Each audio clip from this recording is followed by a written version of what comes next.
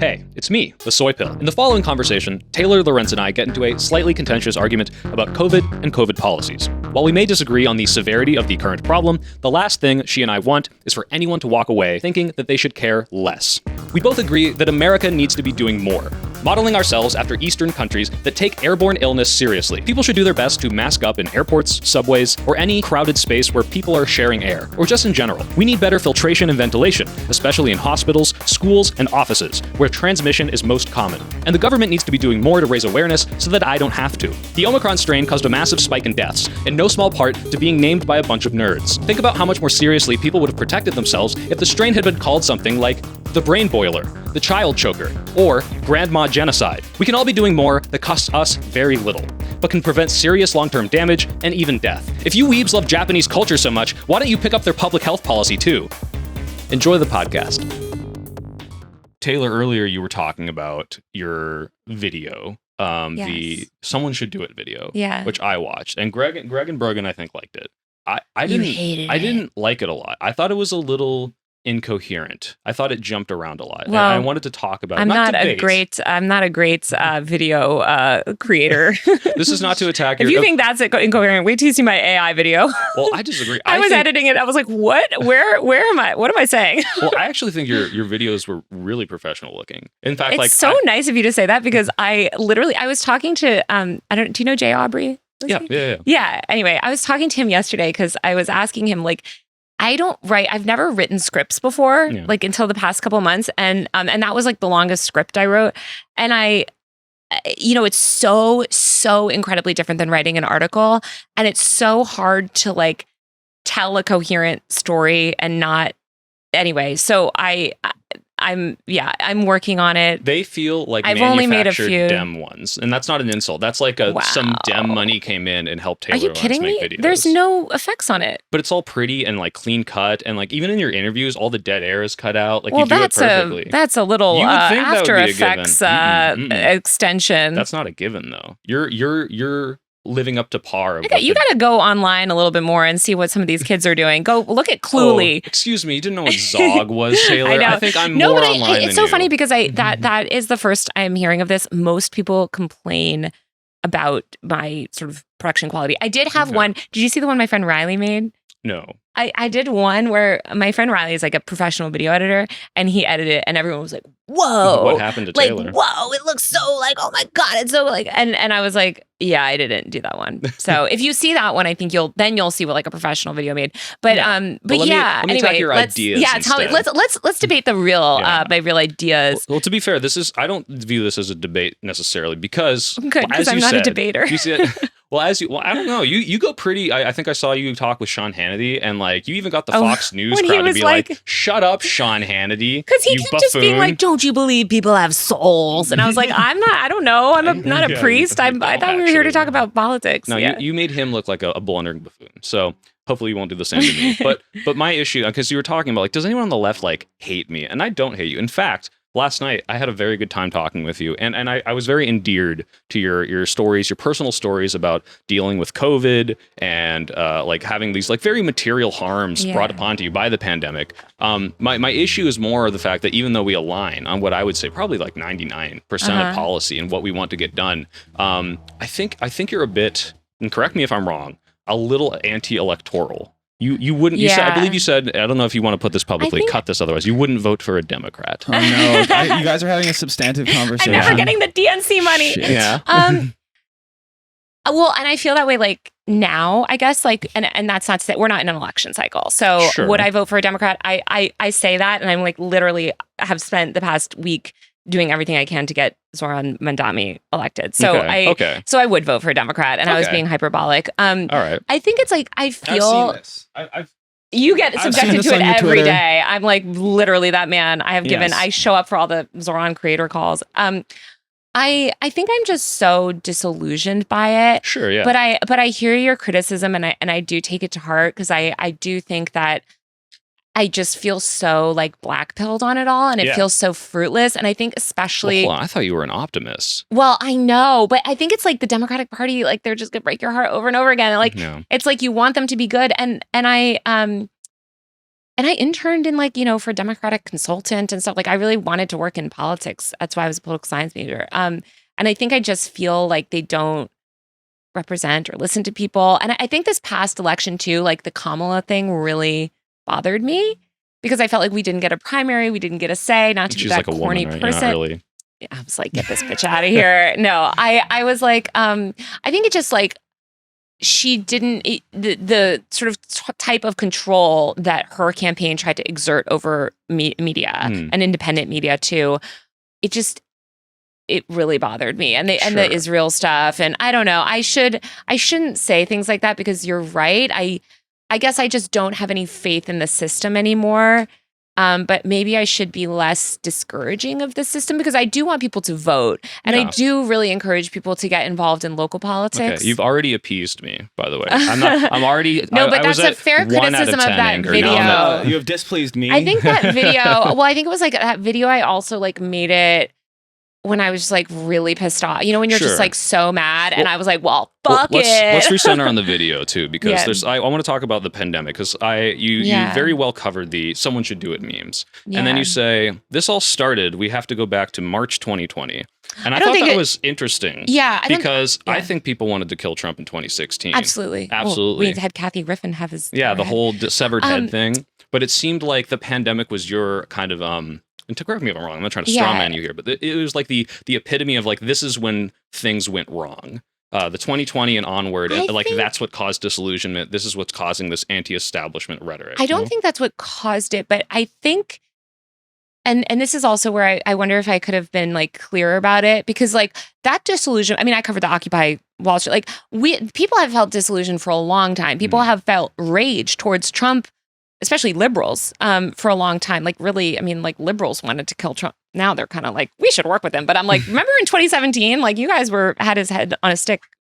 Wait, who wants to work with Trump? Well, there's this idea that a lot of liberals, I mean, mostly Zionists, where they are sort of coming around to Trump, that they still identify as Democrats, but they're like, that so they're more pro-Israel than they are anti-Trump. Yeah. And I think that they're willing to forgive this guy that they said was this like ultimate evil. It's like, well, it's like, seems like maybe you... Can you call one of them out right now? Like one specific politician? Politician? Yeah. I guess I'm thinking more of like... sort of like Jews constituents. In general you don't like? No. I just mean like people. Politician. I mean people like Richie Torres that are like Democrats. That, okay, gotcha. But to put people like that aside, what I think changed so much. I think COVID and really 2020. Like I said, it was COVID, but it was also like the end of the Trump presidency and the beginning of Biden and also that crazy primary where like everyone sort of Bernie had so much momentum and then it coalesced again around Biden very quickly and like so people felt disillusionment there and like I think that 2020 ended up being this like kind of pivotal year the way that like a lot of pivotal years happen in history like 1969 or whatever, like things happened before and after that set the conditions, but I kind of felt like I didn't want to go too far back. And I think that public health, which is the lens through which I look at a lot of things, was like but regardless of a personal connection, I think that public health is something because the pandemic is inherently connected to public health, like really accelerated. Like this idea of individualism was really accelerated because you had to push this hyper individualistic sort of view in order to force people back to work. And so yeah, I also think that like, I mean, I talked it like a little bit, I made a separate video about like the resistance movement, but I do think that like people felt very disillusioned by that as well. And with that, and I didn't get into that as much with my video, but it's like, the protests against George Floyd and police violence, like coupled with Biden then funding the police and just feeling like there a lot of those like initiatives didn't ultimately have this sort of policy. I guess the issue I took with it was a kind of like a motley crew, a cavalcade of ideas of things I probably would agree with you on most of, but they all seemed almost like disjointed where you can talk about, COVID and George Floyd and all these things that happened from 2020 to 2024 and say, yeah, people are getting more and more disillusioned. They had these UBI payments stripped away. They had this health, like free childcare stripped away from them. But then I think the conclusion that I ultimately had a problem with was this idea that like Joe Biden's regime is like this eugenicist, like almost equivalent to the Trump admin, or even, I believe you said right of the Trump admin. So he was right of the Trump admin on when he enacted his, and this is not because, I just have to qualify, this is not because Trump would have been better. Okay. Trump would have obviously been worse. Trump is Sure. obviously worse than Joe Biden. Obviously, you cannot be a serious I'm person. appeased. I like when you say that. It makes me happy. But fuck Joe Biden, just to be clear. But he's FJB. He's whatever. But Brandon, as I like to call him. But the thing that I have a problem with, and I didn't, maybe I should have been also more clear in that video, is like I think that the mainstream media's willingness to hold they like, especially under the first Trump administration, were really willing to hold Trump accountable in this way that like they just are not willing to do that for Democrats. And I think a lot of Democrats, as well as we see with things like immigration and all of these issues, are willing to give Democrats a pass when they enact policies that are really harmful to marginalized groups. Sure. And with COVID specifically, instead of Biden coming in and doing all the things that he said he was going to do on his campaign, which is like, make healthcare more accessible, like roll out wider vaccine access, all of these things. Well, he did that for a few years, right? I mean, they had free testing. You have to be kidding me. They did vaccine mandates. First of all, the mandates, let's not talk about the mandates. They extended the healthcare emergency for 2 years until they got rid of it. That healthcare emergency, right, which they didn't have to end that emergency. They didn't until 2022, 23. Right. And I know someone from the Biden administration was like criticizing me for when I said that. But here's what Biden didn't do. He didn't do those things. He did not give free testing. It was impossible. He did give free testing. No, let me tell you the extent of his free tests. You got how many? I don't know, like 4. I think I had a family of 4. We got 4 because we needed 4. Even if you have a family of 6, you're getting 4. Well, so you're getting stop 4 having tests. Babies. No, you're getting 4 tests for an entire month maximum. And you're only able to get that through even the vaccines. And I do a lot of vaccine and public health outreach. And I know the challenges that people have in terms of getting vaccines, in terms of getting the biggest. If you want to criticize, you don't think Joe Biden went far enough. I think so. You shared a lot of articles with me from Mrs. Doubleday, I believe her name is. Yes, and I just want to wait. Go ahead. Before you finish talking, my main criticism with him, with all of that stuff, is that we had this time where, because of the pandemic, people started to understand health, right? And understand this concept of health and how, like, we don't have public health care in America. Like, all of these issues that sort of like feed wider inequality. Mm-hmm. We could have used that time to build a better healthcare infrastructure, especially in the fact that we now have this highly contagious, neuroinvasive, dangerous airborne disease. We could have used that to enact airborne disease mitigations that would permanently help millions of people and save countless lives. Right, so that's what Doubleday talks about, like better ventilation and rooms, more like policies that kind of like Taiwan culture has, where they've been masking up for decades, right? And Asia, I mean, again, this is the thing, like many other countries have this. Sure. It's not impossible to do. But rather than do that, because we have this hyper-individualistic system, it's get back to work, and workers that are the lowest wage workers suffer the most. Like my brother, right? Like my brother works construction and at a bar and was forcibly infected with COVID, having to work at the bar, and they're banning masks, banning PPE. Disabled people are being shut out of employment opportunities because of that. These are all really big problems, and these are things that the Democrats, in my opinion, should be addressing. Sure. And should do. So I just want to make sure that in criticizing the lack of what you would want the ideal Democrat Party to be, which I agree, there are always better steps that we can take here. We're not saying that's equivalent to eugenicism, but also close to what Donald Trump would have done in this situation. Trump would have been crazy, but let's just talk about eugenics. That is, and I would encourage you, and I think that people that aren't as sort of familiar with disability justice world, and I certainly wasn't until really like the 2010s. There is the concept of eugenics, which unfortunately has become very popular, which is this idea of like which Fauci literally said, let them fall by this wayside of like, let the disabled people sort of be culled off, and we should cull off. So the steel man, if I will, is like, because we opened back up and we got rid of these lockdowns, there was some we never government had lockdowns, but yes, something close to it. But there was some government acceptance of, okay, this many people might die from this now that we're opening the economy back up. However, that is acceptable to us, and you view this as eugenics. It's inherently eugenicist to say, we are going to kill off the most vulnerable people, and that is what we know that these policies we know that is the consequence of these policies. We know that is what happened, and we view those deaths as acceptable. Are cars eugenicist because we view 30,000 deaths a year? We're talking about directly infectious disease, and this is, I think, where it's very different. Infectious disease. The flu kills tens of thousands of people every year. So, like, by not implementing your ideal flu-conscious society, is this eugenicist? God. I really encourage you. I think there's no way for me to explain this to you in a way that wouldn't take hours. But I can recommend some book. I'm a simple man. I think if you can apply any good idea, if it can be explained to a simple man, is a good idea.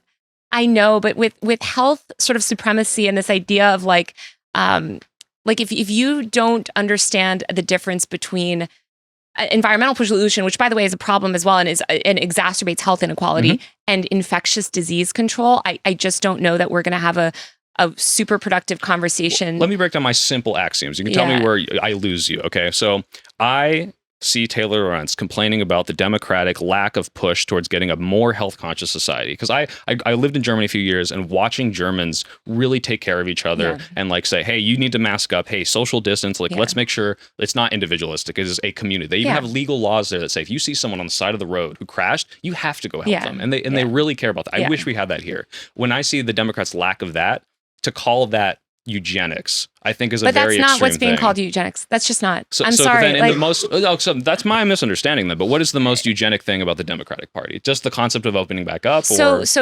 no. And opening back up, you have to think about what you're saying, because I think going back to work, forcing them back to work, forcibly infecting people with a deadly disease and saying they're going to die. We are going to kill off the disabled people, some amount of people will die. Yeah, right. No, but we are killing them by forcing this. I think so. Doubleday, the way she phrases this is, why do we accept an elimination policy for HIV, for AIDS, but not for COVID? And I think these are different things fundamentally, because you can't eliminate the flu, you can't eliminate COVID. We eliminated an entire strain of flu during 2020. And there are so many strains of flu that every year we have to guess which ones we need to vaccinate for. But the flu does not mutate even remotely towards COVID. And we have not eliminated HIV even remotely. Right, okay? right. But the idea is like, let's stop cancer, not reduce cancer. Mitigate. Right? No. This is from the article I'm citing. That's not what she said. I have the quote right here. No, the idea is right, but I think you're misunderstanding it, and this is why I'm saying I don't know that we're going to have a super productive convo, because I think that the point is to reduce disease to the point that it's safe.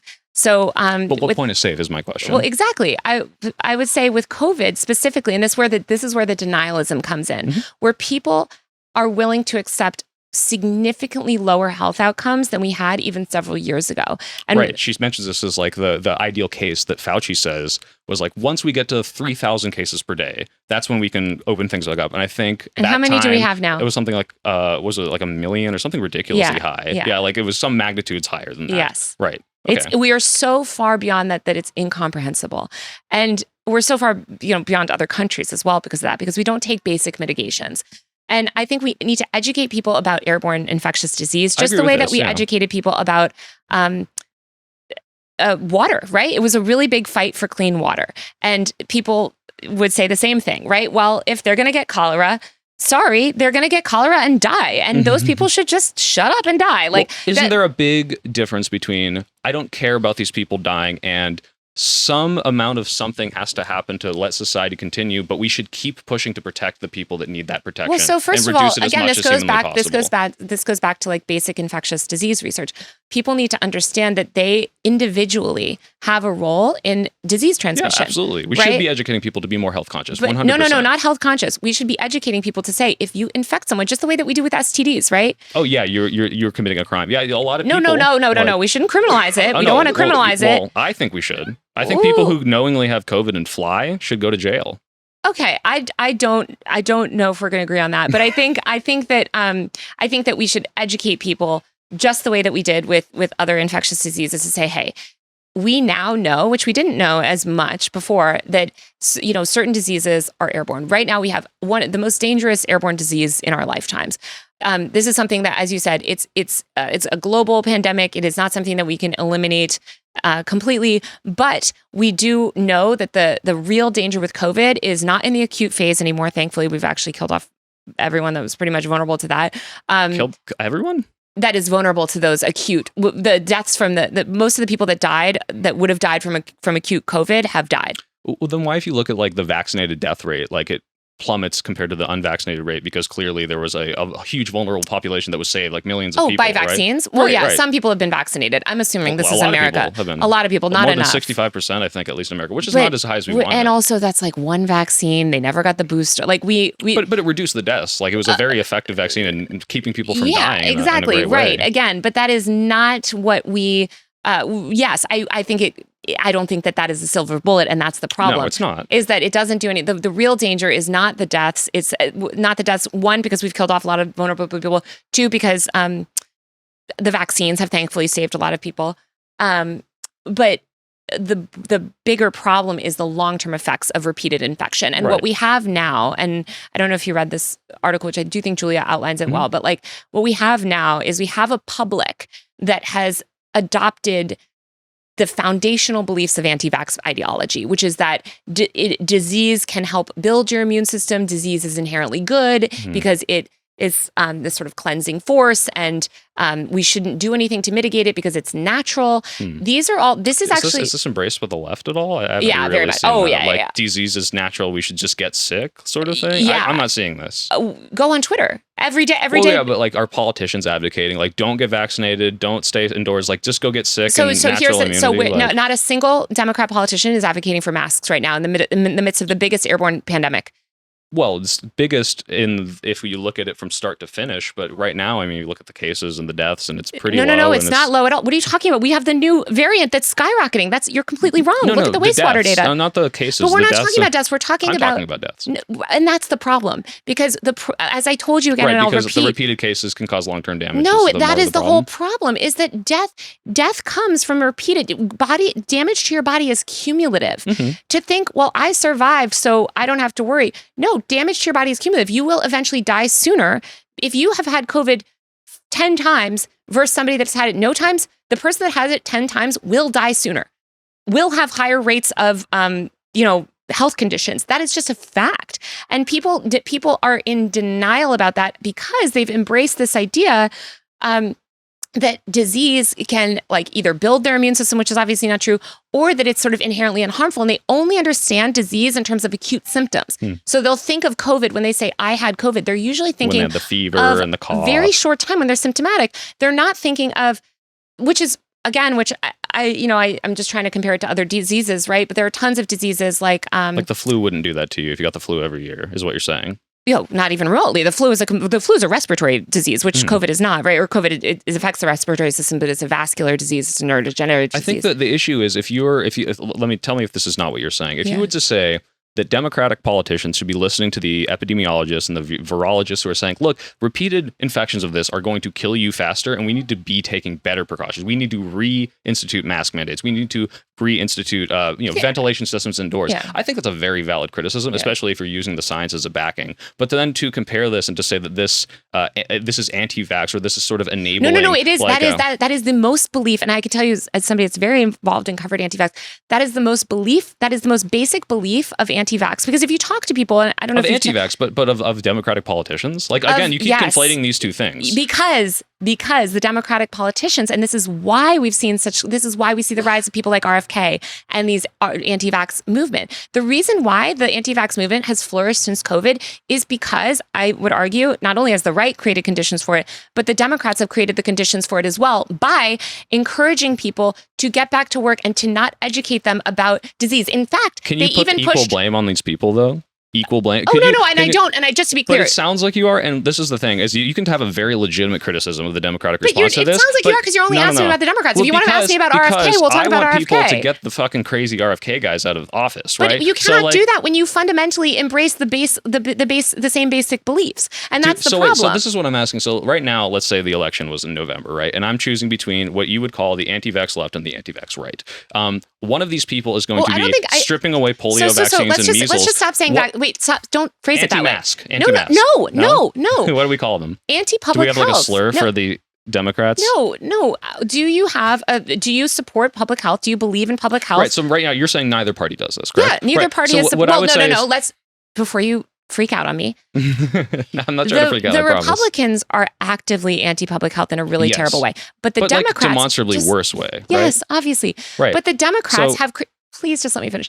The Democrats have created those conditions and are also, let's look at who is leading the charge on the mask bans. It's Democrats. So Democrats, there are plenty of anti-public health Democrats as well. Are you talking about the bans for the protests, though? No. Public bans. Public mask bans? Yes. Like you're not allowed to wear like an N95 because. But is this? Are they saying it like you're hiding your identity, or is this a more of a? I feel like we're speaking different languages because again, I think most people are not following these issues. So yeah, the big thing, and you'll see this with employers as well, which have been allowed to ban masks from workers, which is basic PPE. It is technically illegal under the ADA. They're never going to be held accountable. Democrats have they support this type of shit. Workers deserve to protect themselves, and masks are being criminalized by Democrats. And they can do it under the guise of saying, oh, well, it's about identity, whatever. It's not about identity because, as we know, this is what facial recognition ultimately relies on. If you cared about identity, you would ban sunglasses. But it's because... Is that under the guise? Is that what they're saying? It's like, oh, we don't like it that you're hiding your face. They say it for many different reasons. But the point is the outcome is the same, which is that disabled people are shut out of public life and disabled people can't protect themselves and workers can't protect themselves. So my whole point of this was not to say that you are like, oh, both of these things are evil and we shouldn't do anything about it. My point was this could be a very legitimate criticism. I'd have to look into that specific thing more. But when I'm looking at like, how do I get this better? Like if I had the Taylor Lorenz party and obviously that would be the party Taylor Lorenz is leading it and I can vote for the Taylor Lorenz party and Madam President was about to make public health her number one issue. My issue is then, well, this doesn't exist right now. There is no Taylor Lorenz party. Right now there's the Dems. And I'm not just saying, oh, vote blue no matter who, but more of, I want to make sure that we're acknowledging that these people who I have legitimate criticisms for, like you, I have criticism for because you're on my side. I would not be so nice and having an open dialogue with like a right-wing person because I don't think I'm ever going to pull that person to my side. But I want to empower Democrats who I agree with and then pull them and say, hey, I need to bring this to your attention. And I think calling it eugenicist is like one of the most poison ways you could do that. But then saying something racist is the most poison way you could do it. Saying something's misogynistic. No, well, hold on. Saying someone's racist is very different from equivocating when you them say to things like when you make these hyperbolic statements like this is the most poison thing you could say. I'm sorry, and I encourage you to read about it and learn about the history of eugenics. I read a lot of your articles that you sent about this. Right, but I think in terms of eugenics, I think that word seems to be a trigger for you, and it's upsetting to you. And it's not upsetting. I just don't think it's correct to use. Well, because I think that's because you haven't actually. It doesn't seem like you're very knowledgeable about the topic. Not to say this. And I say this with my son. I did say it was simple. I said it was simple. No, I say this with love in the sense that like I also didn't know about the history of eugenics and disability justice as well. I know a lot about it. I mean, people like to say, oh, it's the Nazis, but you look and they actually copied a lot of that from California and like all the different like ways that America used to. I'm not arguing that America doesn't do social murder as well. No, of course. But let's just be real. And maybe if you put that word aside and stuff because nobody's like, but just put that aside. Let's put it aside. But what does Doubleday say? She says essentially the difference between the anti-vax right, as in the RFK Juniors of the world, and the Democrats and their ability to enable that are about the same level of evil, which I think is insane. I think that's like demonstrably empirically not true. This goes back to I think like this question, and it reminds me of Luigi a little bit too. But it's like this question aren't we? He's like so dreamy. I think it's like which is worse, like the good person that's enabling evil or the actual evil person. I think you're saying think that the Democrats are so bad that the enabling of evil that they do is as bad as the evil person who's more honest about being evil. Yeah. Because I think this like demonstrably we would have millions more dead now if Trump had been in office during the rest of the pandemic. So this is a question, but here's a question. Here's a question for you. When Trump is in office, there are people willing to hold him accountable, and I think this is you. You're holding the Dems accountable. I'm happy that you can. I have no power. I have nothing. I'm not the Look entire at the mainstream aura you're media. Commanding. A whole audience forms around you wherever you go. I think it's, and I'm with you like on some of the stuff with the Democrats, but what I will say is like and there's criticism of the media, especially on this issue. Not immigration is a big one, right? Where they're like, hey, Biden deported more people under ICE than Trump, right? Mm-hmm. Why is it that liberals are willing to get out in the streets now and not then? Because of the level and the egregiousness of going into people. It's actually a huge problem. When Biden deports people, I'm sure some of those are unjust. He's also deporting a lot of criminals, and the Stephen Millers of the world, the Tom Homans, they have a need, a thirst for a quota of we need to deport this many people, these many criminals. They don't exist, so they go to preschools and graduations and businesses and Home Depot. I know. And there's so much more. I know you know this. I'm preaching to the choir. But what I'm saying, these are different things fundamentally. Oh my God, but when you hear, my point is that when you hear these criticisms, and I agree. I agree. There's a different level of sort of banality to it with under Biden, and he's doing it through the system, whereas Trump is obviously acting outside the system in various ways. But the sort of criticism that I would say of like with Trump and public health specifically is like, and I worked let me tell you, the New York Times at the time, and I saw what we were allowed to say about Trump versus what we're allowed to say about Biden. Yeah. And I just think that I don't doubt that Trump would be more evil. But I do think that people normalize things under the Democrats, where the Democrats, and that's not to say that they're equivalent. But the problem is that's the message people are taking away. No, and I it's know not. No. I promise you, Taylor, if you look at you or Hassan or these people that Hassan, I'm lumping you in. And I like you want to be lumped in with Hassan. I know you do because you love him very much, and Hassan is a good guy. I like Hassan as a person, but Hassan doesn't talk about public health. Hassan doesn't give a But Hassan will do this thing where it's like, look, I think voting's important. However, and then the amount of rhetoric that you spew out about the hate of legitimate criticisms of the Democratic Party push people away from the disillusionment. Big on voter. What are you talking about? Yeah, the very real disillusionment that you are describing in that video specifically causes people to not vote for Dems. It's why you saw a huge big turnout for them, and more harm comes from that. And I want to fight against that. I want Dems in power. So yeah, I'm just finishing. I want Dems in power because I want people like you to be able to make them more progressive. Yeah. Well, what I would say to that then is listen to the criticisms that I have to say and sort of understand the issues, because I think especially with disability stuff, people get very triggered. People get very, and I'm not saying that you are. I'm just saying like people don't understand maybe how eugenics sort of manifests. They don't understand the concept of social murder in the context of public health. They don't understand maybe the airborne disease and how it travels and why COVID is such a unique and dangerous disease compared to other diseases that we have that are transmitting regularly. And so I think that there's a lot of stuff that's just doesn't go, and there's not a media ecosystem because a lot of people on the left, again, believe now foundational, pretty right-wing anti-vax ideology.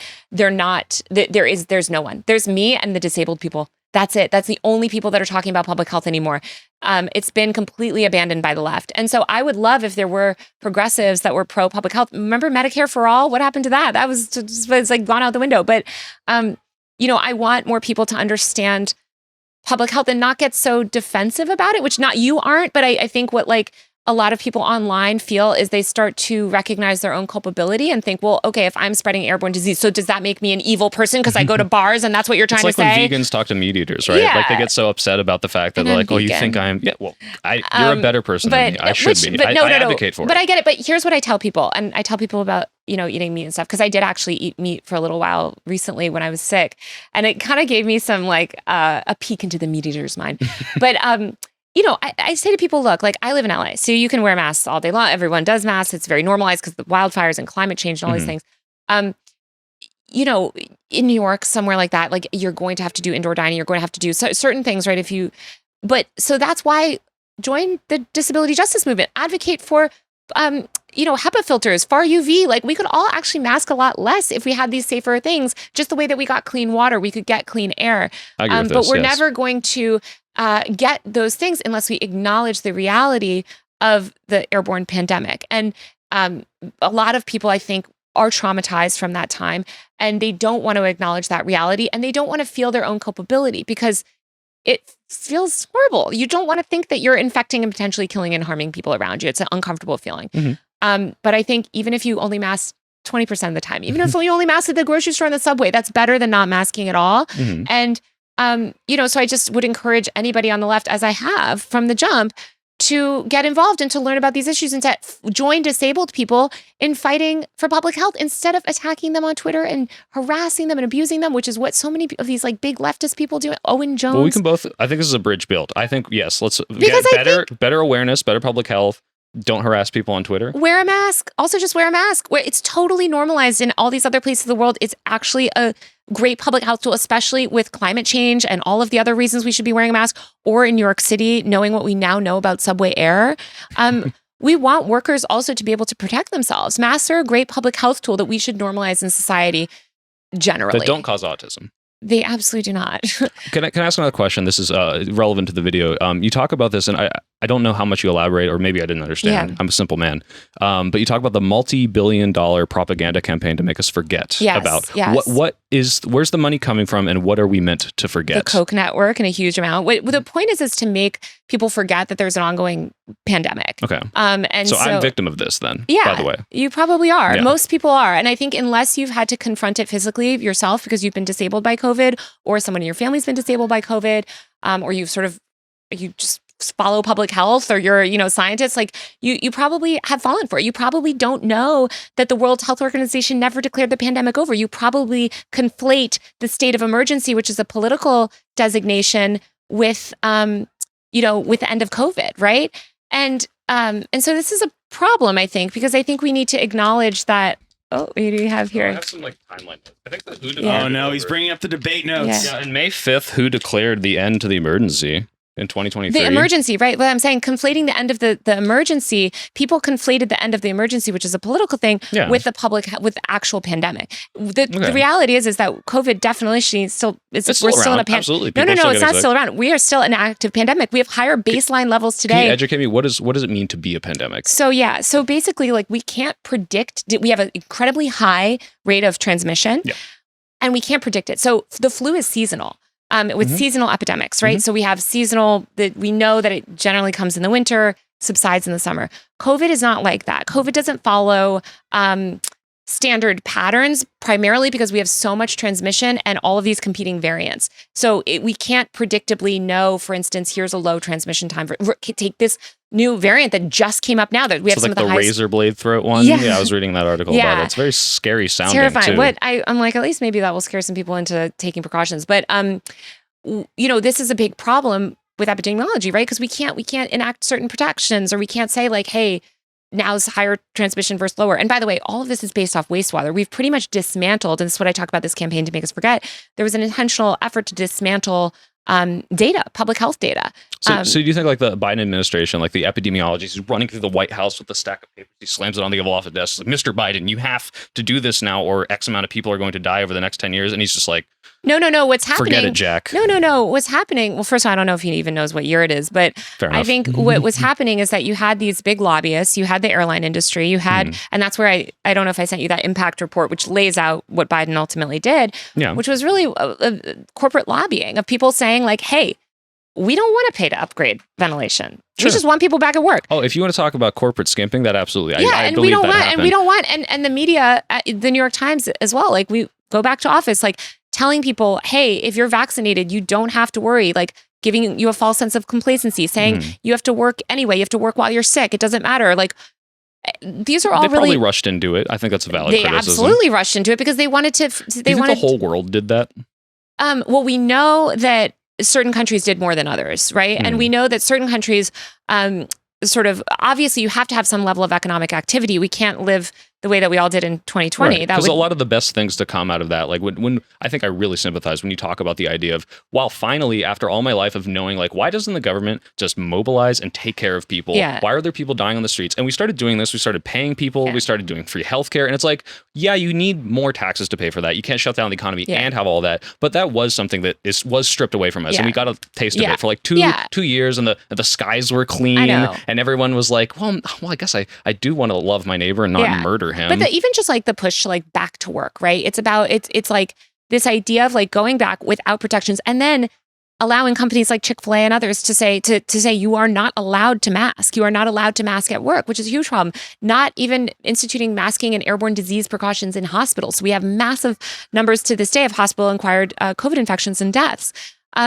These are all really dangerous things, and we could have a healthier system. Now, again, we have a uniquely vulnerable system to all of this because we don't have public health care and we don't have a collective sort of mindset to society. So I think we're sort of in this conflation of things.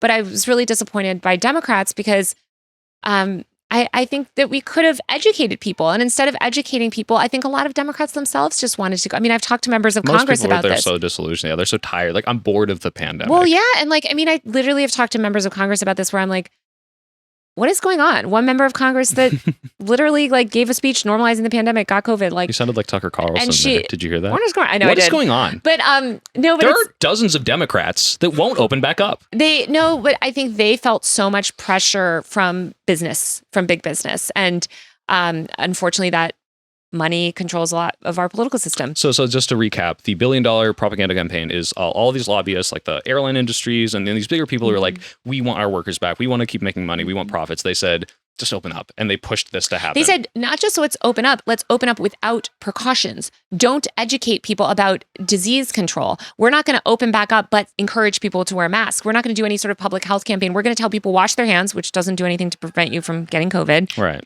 Because it's airborne. Yeah. And not educate. Most people to this day don't realize that. Most people. And that's a huge problem. Can you not get it from having something on your hand and touching your eye or mouth or something? You would have to have so much COVID. That's not how COVID spreads by air. You inhale it and it spreads through the air like smoke. And we could have public health messaging telling people this, but they don't want that because it is a collective. We have shared air. We don't have individual hair. So it's even more malicious. They don't want people to do the ideal, maybe let's say Taiwanese, Vietnamese society where they're more health conscious. You think they actively are advocating against us even going there. If you were to bring this to a Senate bill or floor, they would lobby against you trying to... They have lobbied against that. They have lobbied against it time and time again. And I think this is a big problem. And why there was so much criticism of the CDC from people that do understand airborne disease transmission that are like, you're continually then this is where I really started to get frustrated with the Democrats when they spent all of Trump's first term talking about misinformation. And yet here you are misinforming the public on, public health stuff. And also the misinformation about the vaccine in the sense of telling people it's safe to get endlessly infected with disease as long as you got a vaccine 2 years ago. There's no no matter how vaccinated you are, it is not safe to get a disease. It just does not. It is inherently dangerous and you should avoid disease. I'm built different. I know. But that's what a lot of people unfortunately think. And I think you always think that, I think there's a lot of like internal ableism in our society as well, where you have people that think, well, I'll be fine. I can purchase this is where you see the rise of the RFK movement of like, okay, everybody's health is kind of getting worse, but I can purchase my way out of it. I'll buy the right supplements. I'll do this. And in some way you can, right? Because you're going to have... Rogan did, right? You're going to have better health outcomes if you're richer, but death comes for us all, And so I think what we need to do is educate people about airborne disease spread and say, by the way, COVID spreads by air and let's clean the air and let's wear masks. And I know you don't like to wear masks. Wear it sometimes. Which is what people in Japan do and people in Asia and South Korea. They go to the airport in the subway with their masks on. And not on. just the subway, in schools or in I think the last 2 minutes of your advocacy, I'm like fully on board with. I think you would be on board. I think you don't like the language that I'm using. I don't. I know. I don't. But it's almost as bad as slurs, I would say. I feel oppressed when you say that these darn Dems, Dems. I will say, and I think, and I just want to push back on like saying that like I don't encourage, I really, and I see people say this in the comment of like, she encouraged people not to vote for Kamala. That never happened. That never happened at all. I have always said from the jump, and it's crazy that this is like, I think that like we have to push the Democratic Party to be better. And that means like being very critical of the Democratic Party. But I would never encourage people not to vote, period. And I actively campaign. If you go on my account, you will see I spend a huge amount of time telling people who to vote for, whether it's local elections, mayoral race, other things. Like I really do. I'm not like anti-electoral politics at all. Sure. But I do. But I'm like full on, like I will deep throat the Kamala boot and say, step on me, queen. Get that big orange Cheeto out of office. Okay. That's what I advocate for. Yeah. I mean, I don't think that not voting for Democrats necessarily will teach them a lesson. And I only say that because they'll never learn. And I've covered so many of these cycles where they've lost. And I just don't think they don't have the capacity for self-reflection. So that's sort of what I tell people. But listen, if somebody is Palestinian or something, and wants to not vote, like I'm not gonna, Don't you think that's more individualistic when they have very legitimate grievances? Let's say I'm a Palestinian person whose family has been killed by Israel. Like the most legitimate grievance I could have with Israel and the Democratic Party, but then also having to contend with the fact that there are lots of other parties that are going to be much more harmed in similar or worse ways that are not me, that because of a party that is not being elected, because of a Trump victory. So from the people that I spoke to, the voters that I spoke to about this, they felt, and not just with Palestine, but a few voters that were, when I was at the DNC, and I'm sort of like, why are you not voting, right? Or some people not voting at all, some people not just were voting for other candidates, whatever. I think they feel like they can have more agency if they don't vote in the Senate or exert more power, where like they know what they're getting with Kamala. What is this? Keep going. This is the worst framing of me. I look like I'm like hunched over, like wear a mask. You're mogging me right now. You're like but up I and think, at a good angle. No, I think it's like when I talk to people about that, it's like, especially with Trump, it was weird because I do think some of them thought, well, like, okay, Kamala, we know is going to support Israel no matter what. Trump, we think we can exert power because he's inherently unpredictable. And so, I mean, I don't agree with it. Let's give Israel everything they can do to finish the job. He posted the Trump Gaza video. I don't agree with that, but I think people, they're different information. So on record, you would say that pro-Palestinian voters are stupid? You would say that? No. Is that what you tweeted? I completely understand why you wouldn't want to vote for a candidate genociding your people. I'm just trying to put words in your mouth. But I personally, I'm not a Democrat. I don't feel like, I'm not a Democrat, but you're a Taylor Lorenz party. Yeah. When are you going to run? Never. I would immediately lose. Why? I'd be like, you're all doing eugenics and you need to shut the fuck up. Yeah, I would not win. But I do think that I understand your criticism of like sort of that people need to be more focused on electoral boxes. I think people just need to get more involved in local elections as well. Absolutely. Yeah. Like with the mask ban stuff, especially, like we're seeing it on a local level, and people that I have not seen get involved in fighting the mask bans are a lot of these local leftist groups. They have been nowhere. Can you call out one group specifically right now? The DSA? Yeah. DSA? New York? Taylor Lorenz is calling you out. They know I call them out. Yeah, I think, listen, like if you want to say that you have solidarity with marginalized people, have solidarity. When the mask ban was happening in Long Island, it was all disabled people showing up. And I just think that we need to have more solidarity, just the way I try to show up for things too. But I think a lot of people think, oh, COVID is not an issue because it doesn't affect me. And that's a mistake. This is an airborne pandemic and it's a disease that is still spreading at pandemic levels and that we need to acknowledge. And until we acknowledge it, we're going to all continue to have worse health outcomes, and it's going to exacerbate all these other problems in society, and that's a shame. So I understand the grievance. I really do. I think Greg wants to talk though. He's deep-throating.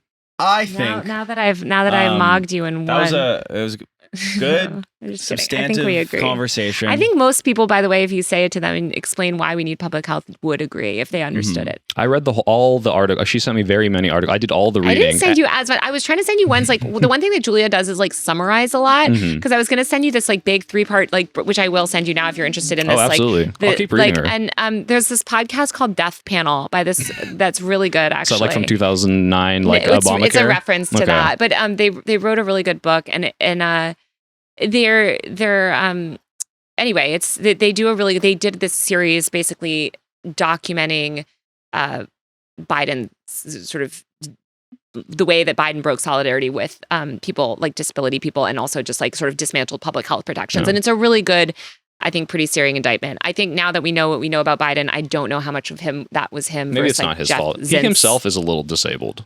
Well, he is disabled. He has a stutter and some other things, but I think he's out to lunch. I don't know, not to abdicate him from responsibility, but.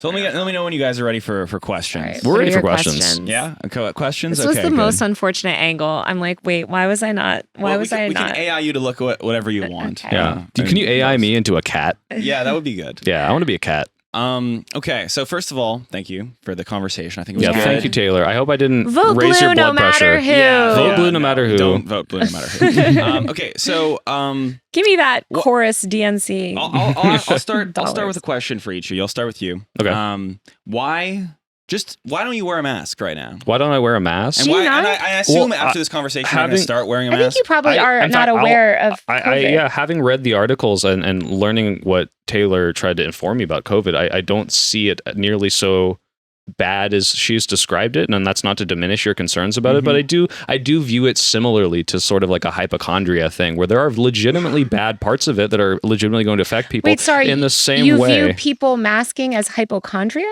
I view it as a overreaction in certain cases based on the level of severity that I would consider the pandemic right now. But you don't know anything about COVID. Apparently I don't. You haven't said but this is where it comes from. Isn't this on you to educate me better? Well, sure. Maybe but you failed to do my message. I think the government should educate you, but I think what you probably don't know is pretty significant. And by the way, I was involved in HIV/AIDS advocacy in the 90s, and you heard this too.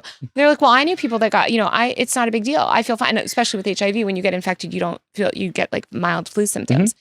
That doesn't mean that doesn't have devastating health consequences. So let me be clear. I don't think that there's nothing wrong, and I don't think there aren't bad things happening. But can I just say, I want to say that in the same way that we accept a certain level of loss in other places, I think that I and many people, clearly most people in society, like you said, you're one of the only people doing this, is saying, no, disabled and vulnerable people are dying because of it. And I just, at some sort of unprecedented rate, is this? Well, yes, it is an unprecedented rate. But I mean, we have unprecedented rates of disability. Yes, unfortunately we do. But what you said was really wild to me, where you say hypochondria, which is pathologizing disabled people protecting their health. And I think that that's incredibly harmful because the only people, let me just be clear, the only people that are masking primarily today are doing it because they have to. I don't want to get into my own health stuff, but people have conditions, right? They're going through cancer treatment. They're severely sick. And when you say that rhetoric, it implies that their justified reason for protecting their health is somehow not justified. I'm not talking about that necessarily. I'm talking about the idea that everyone still should be masking right now. But right? So would you call all of Asia hypochondriacs? No, but I'm saying that if you are going to, I suggest that the entirety of society go back to where we were pandemic levels to deal with what was, again, like you talk about, let's say, hold on, that's not what I suggested. No, hold on. That's not what I suggested. That's not what I just suggested. But hold on, Greg. Hold on, Greg. Yeah. That's not what I suggested. Now, what I know how Sean Hannity feels now. I'm getting mobbed. We'll let Taylor finish, then we'll move on. Yeah, go ahead. Oh, you'll let Taylor finish. Thank you. Let women speak. But you acknowledge that it is normalized in other countries that have lower. Not to the degree that I think that Doubleday is advocate. Well, she just asked. But now that we know the reality of airborne disease, which I think you don't know enough about COVID. Again, if most people when you ask them about this, they have not read up on anything about COVID in years, and they inherently think it's not that bad, or it's not that bad for you.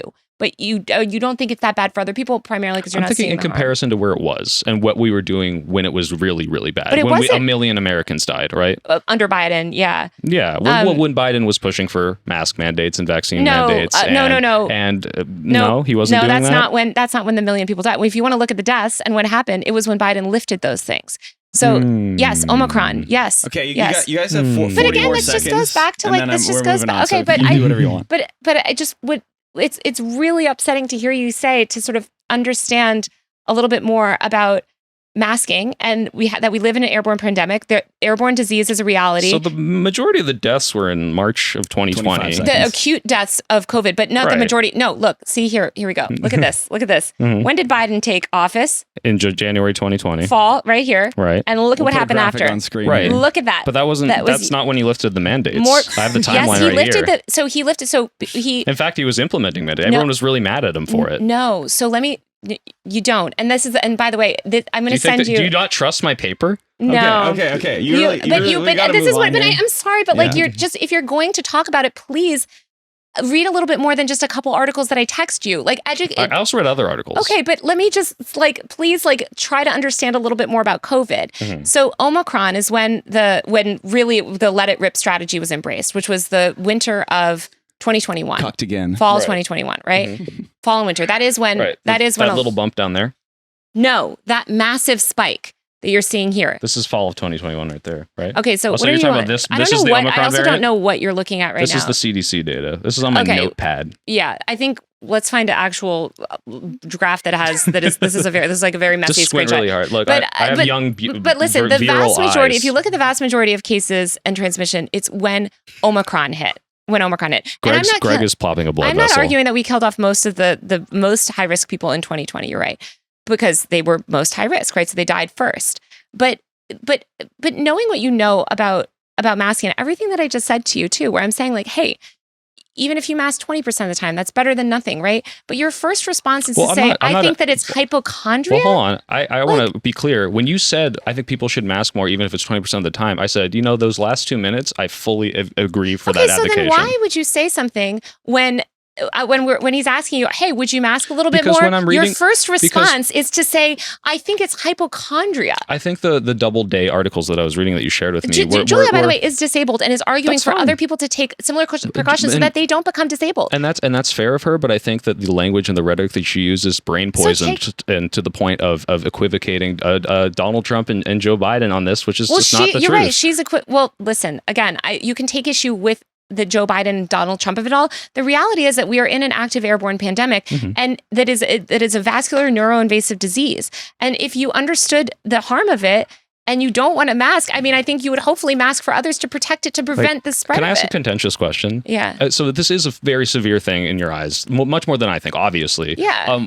Because I why don't do you think go that to you've had crowded places that you don't need to go if it's that bad? I don't. I avoid. I mean, I can't even You went tell to the party last night. Yeah, you didn't yeah. have to go to that. But I'm wearing an N95 mask. That's not 100% effective, and you know that. Like, if Yeah. it was as severe as you're saying, I wouldn't even take those risks. Well, And I don't think it's that severe, which is why I'm here and Yeah. not masking. Yeah. Now when you're on stage doing a Taylor Lorenz event, I think that's still Why do I leave legitimate. why? But this goes back to like, this is what I would encourage you to talk to more disabled people and learn a little bit more about disability justice. Because what you're essentially saying is like, why don't you stay at home? Why don't you stay at home? If it's that bad. If it's that bad, if you're that disabled, if you're that vulnerable, why don't you stay at home? If it's that big of a Because risk, disabled people deserve to participate in public life. I don't think they shouldn't, but I'm saying if it's as bad as you're advocating for, I think the level of risk that you're propouting, that Which you're is that speaking I out, wear is an very N95 different from mask in a well-ventilated area. I wear an N95 mask in a well-ventilated area away from. And by the way, I'm we going were to pass talking. the mic to Greg. Yeah, Well, I would really encourage you to just have some empathy. I have so much empathy don't for you, think you- Taylor. No, I I promise don't you do. think you're showing it. No, well, maybe You're not. really but, hold on. it's But really Taylor, shocking. Last night when we talked, I think you gave me more empathy than I had felt like before that in quite a long time. I was very endeared endeared to show to that you. towards people because I think like when you say something like that, and I've heard this from a lot of disabled people, right? Of like, well, why would you even leave the house? Why take Because I'm a unnecessary human. risks? I don't think I guess it's slightly unnecessary for me to have some level of social interaction. Yeah, but I don't think guess, that's the but same thing as. But I'm wearing an N95 I could go mask. on for a while. Well, it's just like, why are you out in public? Because I'm No. I see, for example, immunocompromised person. Taylor going on and doing VidCon panel with very important people, spreading very good messages with mask on makes perfect sense to me, right? Because but 90% of my time, I don't get to leave my house. And when I came here, by the way, this was an indoor-outdoor party, which we started outdoors, and I was actually sort of stressed out by coming inside. So I tried to keep things open. Mm-hmm. Then I was told we had to keep the windows shut. So I was like, okay, and I left. And you know why I left? Not because I was tired, but because I felt like I was probably taking too much of a risk and I had been there an hour. So if you're asking, I have to do that sort of risk calculation 24/7.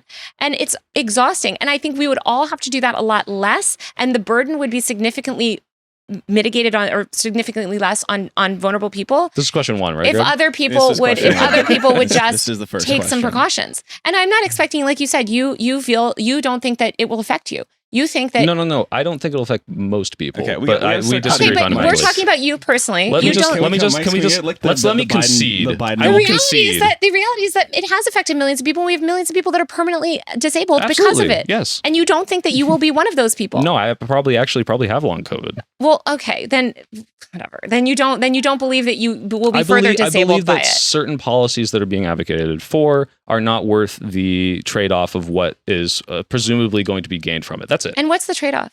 It depends on what we're talking about. It's a Now, if it- hassle to wear a mask no, a little it's bit not more. You got to look back at my videos back in 2020. I was a very big mask man, actually. Well, so I am a then, big but mask see, man. so what changed from then to then is that how many people are dying every day?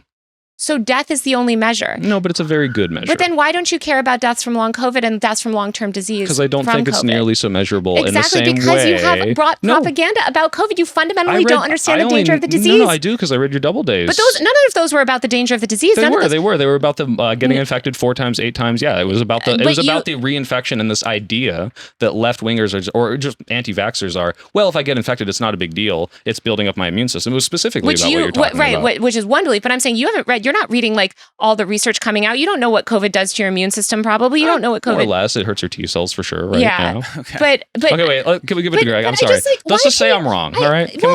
I want to concede for Greg. It's such a cruelty. Yeah, I let's think finish. to not just say like how. I'm sorry. It really like I would imagine that you would say, you know what, Taylor. I will try my best. Or you know what, even if like I'm an anti-masker, fuck masks, whatever, I'm gonna stand there and I will advocate for your right to wear a mask, or I will advocate for clean air. I will advocate for these policies because these people's lives matter and disabled people's lives matter. I agree with that. Then please show it and don't ever use words like hypochondriacs when you're talking about disabled people. Okay, so we have eugenicism versus hypochondria. That's the horseshoe theory here. It's not. Yeah. I have. It's really frustrating. Yeah. I have to say, because when you're going to do stuff like that, it's completely. You guys want to talk about like building bridges? Democrats don't listen. What you're doing is incredibly unproductive. Mm-hmm. Mm-hmm. I apologize for using that word. It's fine. It's just like I'm giving you the benefit of the doubt. So whatever. It's fine. I have a question for you. What? So I'm curious about, because I'm into the supplements. I'm into like I hear about, and there's like a range of this stuff, like, and ivermectin's on like the far side. I don't think that's a supplement. That's a. Or yeah, like some, like, a drug. The things you just go buy when you get COVID or whatever. Monoclonal. Is there? You can't. We have fewer treatments for COVID today than 2 years ago. Okay. Fewer treatments today for COVID than 2 years ago. We were safer 2 years ago. So are there any like things you can buy or do, like taking? Wear a mask. Wear a mask. If you want to prevent airborne disease, wear a respirator. I guess my question is like, can you take like, is there like, does vitamin D do anything? Does NAC do anything? We don't have, no, it's not going to do anything. The point is to not get infected because any COVID infection will damage your body. Is there anything like, if you do get COVID, is there anything you do to mitigate that? Isolate yourself. Talk to your doctor about the best treatment. I mean, some people can take Paxlovid, some people can't. Some people are high risk. Some people, I'm not a medical professional in that sense. So they should visit a doctor and wear a mask and do not isolate, do not exit isolation until you've tested negative. I think for at least 2 or 3 days, because COVID has you often get rebound infections, and swab the backs of your throat, obviously, along with your nose. Okay, question for you now.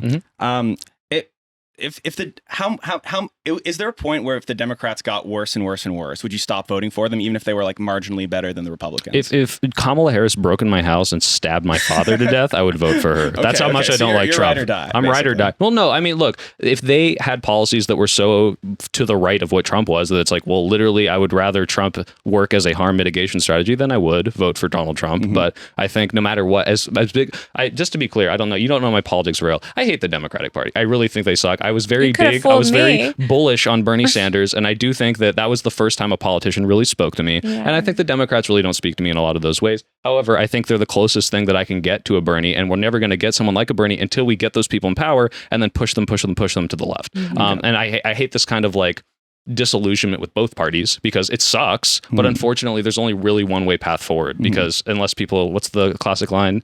People say go firebomb a Walmart, and then they never do. They never fire. The revolution's not coming. Yeah, not yet. Firebomb a Walmart and then don't firebomb the Walmart.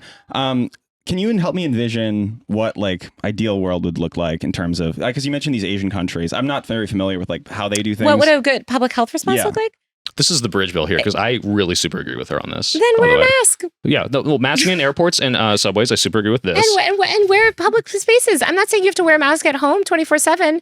Wear a mask when you're potentially around vulnerable people. And the air filtration. I think that's really good. We wouldn't even have to wear masks as much if we had air filtration. Basically, we need to educate people about airborne disease transmission and mitigate airborne. Just the way that we have clean water, we should have clean air. Right. And that means, but by the way, which is also an issue with climate change. Yeah. Yeah. Which is going to get worse. It is going to get worse. And so that's why we need to fight for clean air. So wear a mask. Also, we need better vaccines, we don't have monoclonal antibodies that work right now. We need treatments. We have no treatments. We have no antivirals. We are screwed right now. And as long as people continue to say, COVID doesn't actually harm people that much, COVID's actually totally fine, we're not going to get those better treatments. Right. And that's why I have a problem with you saying things like that, because I think that you are not aware of COVID as much. And I think you've believed, unfortunately, a lot of this denialist stuff, but we need better. And I do think that you fell for some of it, but we need better therapies. Because we can never completely eliminate, we can eliminate some diseases, but most we cannot. Question from Brogan to you. Yeah. At what point would you say this is actually eugenicist?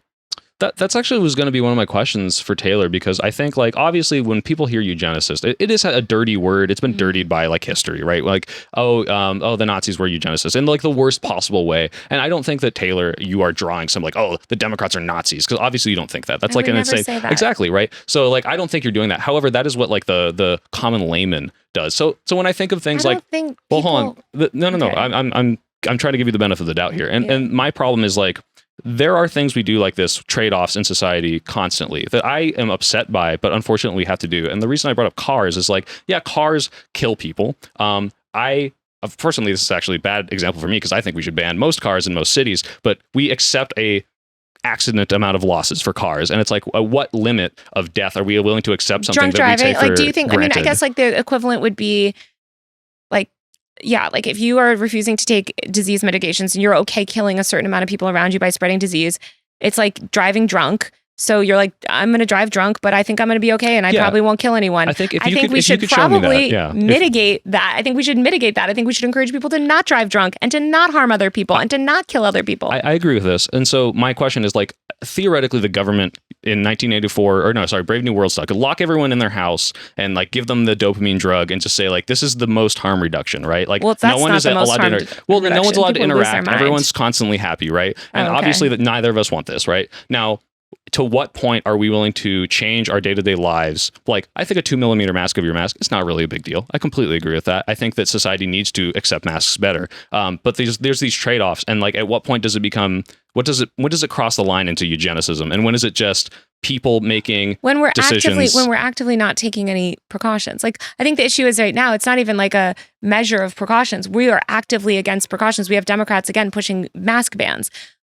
We should normalize things. I think there's a big wide range of like what, you said, like how protective we can be. Yeah. But we're anti-protection right now. We're telling people it's okay to get disease over and over again. In fact, it might even help you. Yeah. That's really bad. That's against public health. Let's at least get to the point. I'm with you against mask bans. That's ridiculous. You shouldn't be able to ban them. Yeah. But also, like, we should encourage people to wear them. I really believe in personal liberties. I think there's a wide range. In terms of mandating things, I think we could educate people and get people to, you don't have to mandate masks in certain countries, and masking is normalized. Mm-hmm. So I think that, before we do any sort of mandates of any kind, there's just so much more education that could be done. And the reason that it's not happening is because of corporate interests, because they don't want people to have to protect themselves. They don't want to pay. Mm-hmm. Mm-hmm. Okay, one last question for both of you. Where'd COVID come from? God. Well, didn't the CIA say it was a lab leak? Animal. I don't know if I believe the government. I have no idea. You don't know? I think we'll never know. Yeah. I think we have somewhat of a definitive answer, but I don't know. And it's something that I think is ultimately irrelevant. Mm-hmm. Because I could get beyond that. It doesn't really matter. It matters really what it's doing. Yeah, it does. It matters what it's doing. Well, unless the Chinese did it on purpose, then it matters, well, right? Sure. If it was a lab, doesn't that mean it's probably going to happen again? Well, if it was a bat, research, doesn't that mean it could happen again? I think, right? yeah, I think we should be careful about gain of function research. But I think that, I think the more we airborne disease, COVID is not the only airborne disease that we could even see in our lifetimes. The real thing that people have been one thing that people have been really worried about is the flu pandemic, which we're actually very likely to have. I think we will live to see something worse. Sure. But that we will until we institute airborne disease mitigations. Mm-hmm. Which, by the way, Trump is dismantling a lot of our CDC protections, and I'm very upset about that. Well, yeah, I mean, he's dismantling a lot. The CDC was already not and great. Our pandemic response team, that's going away. I think we should take all the Chinese labs. I don't trust them. We should do that here. Yeah. American gain of function research only. And I just want to say one thing about masks, too, because I think people think of cloth masks. Those don't work. And surgical masks, we're talking about respirators. When I'm talking about masks, I'm talking about respirators. So KN95 and N95s. Right. We were encouraged to wear cloth masks at the beginning, right? When they didn't really know what was going on. And when Fauci lied about the mask. He said they don't work. Right. So he could take them all for himself. That greedy little bastard. For himself. Was there a point when they told us to stop using cloth masks? No. Okay. They've never accurately, and in fact, in the messaging with the CDC, when they put out the graphics and stuff, they still have the wrong masks. Oh, why? So there was a turning point, right? Like, I'm not contradicting this, by the way, but there was a point where they're like, KN95 is like really the only one that's effective. Did that not happen at a certain point? N95s, no, it did definitely not from any sort of like comprehensive way. I mean, maybe one person said something or put out a graphic on Twitter, but there's never been any sort of vast public health messaging. They did try to sort of, I don't think this was not like the CDC, but in the summer of 2020, like when people started to realize like the difference between masks, like there was some discussion of that in terms of like providing proper PPE for hospitals and stuff. But airborne disease, I mean, the New York Times actually did a really good thing of like what N95 masks do to help people sort of like understand how they work. But we've never educated. Even today, to this day, the CDC and all those groups still put out, they'll have people wearing cloth masks or have people wearing their graphic designers. Surgical masks. Well, look, even news organizations do it too. They put people with surgical masks. Surgical masks don't meaningfully prevent airborne disease transmission. This is a silly question. How do you know that you should use a K95? Because I could have sworn, I think the German government told us when we were in Germany, did the American government N95? to wear N95 is the only one that really work. You guys are kind of wasting your time with the cloth. Like someone's saying something, right? Like it's not just like a dude, right? I swear there's some institution telling us to K95. No, right? not institutions, no, but scientists, yes. Okay, sure. Okay. And medical experts and people will say that, hey, like, I mean, this is when you go to a hospital, right? Like, I mean, unfortunately, a lot of hospitals they don't have airborne disease. But yeah, I mean, the way that people also don't understand that N95 masks are not like a sieve. Like the way that they work is, they're not like sort of a direct filter. I think this was a good conversation. If you're recording, there's gonna be 5 people listen to this, other than my haters. I'll listen to it. My haters. Oh no, this'll do numbers, I'm sure. Mm-hmm. If you have one fan watching Taylor, it will be me. Public health policy for an hour with Taylor Lorenz, the internet culture reporter. You would be surprised. Should someone do it, Taylor? Yeah, that's a great question. Someone should do it, and by that I mean provide free access to masking and upgrade ventilation and I say someone and testing. And by the way, I just want to say another thing. Speaking of Germany, in Europe they have these like multi-panel tests where you can like swab your throat once and test for, like flu, RSV, COVID, all these things, which are also really bad, by the way. Like we should normalize, like we have this culture of like normalizing sickness and just like powering through it, not getting treatment, not getting healthcare. Like we should know what we're sick with. We should stay home. Like it's not just masking and airborne disease. It's also paid sick leave, just normalizing the act of testing. And you would say Germans aren't doing eugenics. Well, Germans, unfortunately, Europe has gone Europe is not doing any sort of airborne disease precautions either. But give them 5 to 10 years and we'll go from soft eugenics to hard eugenics probably. Okay. So do you have any thoughts, Brogan? No, I just listened the whole time. Yeah, Brogan, how was that for you? I'm just interested. I thought it was very cinematic. Cinematic. Yeah, there's a great narrative that my emerged. posture is so bad. Like, I don't know, conversations have a narrative arc. And I cannot help but be beholden to it. Was there a nice climax, would you say? Yeah, there's a good climax. Okay. I think there were like multiple orgasms. It was great. Good climaxes. I'm honored to have witnessed it. But wait, I just want people to really go out and educate themselves about disability justice. What's the best way to do that? I know that's a really good question. I mean, What's your YouTube channel? Plug it. I don't talk about this stuff on my YouTube. You know so much about it. You should probably talk about it more. I think that there are people. Again, I would suggest the podcast Death Panel has been good. There's a bunch of people. I mean, Julia Doubleday's Substack is good. I know she hates the Democrats. I'm sorry about that, but not as much as I do. Sure, her name is Julia Doubleday. If you just search Julia Doubleday Substack, it should come up. Julia Metro, who's a reporter at Mother Jones and The Nation and stuff, she does a good job covering disability.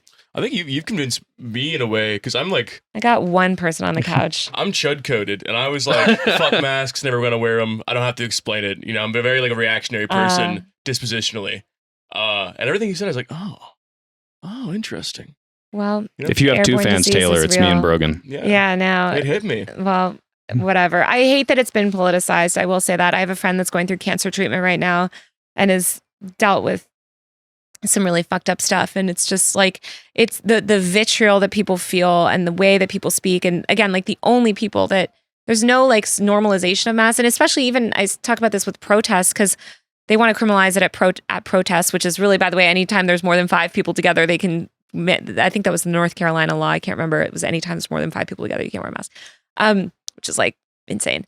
But anyway, if you should have solidarity. You should show that masking is not just for protests by wearing it in the grocery store, by wearing it at the pharmacy, by wearing it, wherever, if you're on a crowded space. Like if you normalize mask wearing, it's harder for it to criminalize a protest. So even if you only care about the surveillance aspect, it is beneficial to do. What's your response when someone says masks are gay? How do you counter that? That's a really good trap card. I think gay is kind of like the Hillary Duff commercial. I think that's a compliment. All right. Oh yeah. Just own it. You say, yeah. Well, I thought, I don't see many things on my algorithm making like a good sort of case for this kind of stuff. It's a lot of anti-mask stuff that pops up. It is very much the status quo. I see this on the left and the right. Imani Barbarian is also an amazing disabled content creator who talks about, she has like a social media. Mm-hmm. If you're too like brain rotted to read anything, maybe just follow Imani on TikTok. I've never read a Substack article in my life. I get through the first sentence and But Doubleday is probably a good place to start anyway, because it's referenced multiple times in this debate. So that, you can go back and get context. Then watch it again for more AdSense revenue for me. But yes, thank you guys for making me techno capital today. That was great. Me and Brogan. Yeah. And thanks for having me. Burn a clanker. That's what I say. And we can all agree that clankers are bad. Okay, all right. See ya.